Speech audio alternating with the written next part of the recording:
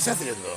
Pues mira, mientras plantan una borrada de gente que está plantando arbolitos ahí, que estará el futuro bosque del hospital, nosotros estamos desembozando los pluviales de medio barrio de debajo del hospital del Puerto de Sagunto, que cada vez que vienen lluvias fuertes, torrenciales, esto está taponado y entonces el agua no puede salir hacia el río y entonces va por medio de las calles que vamos en barca.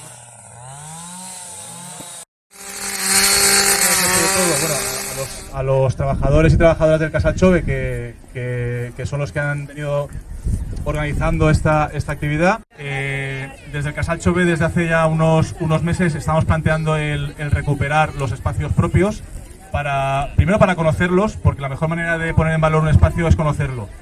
Y a partir de ese conocimiento ya ponerlo en valor, recuperarlo y sobre todo disfrutarlo. Sobre todo, muchísimas gracias por participar en una jornada que, como bien decía Guille, obviamente tiene muchísimo de lucha contra el cambio climático, pero también tiene muchísimo de didáctica y de que todos y todas sigamos aprendiendo a cuidar nuestro entorno. HR Chove, corresponsales EB, llevan desde hace un tiempo inmersos en un proyecto de educación medioambiental centrado en el cambio climático, donde un importante protagonista es nuestro río Palancia y las sendas locales. No podemos decaer, hay que seguir apostando por una ciudad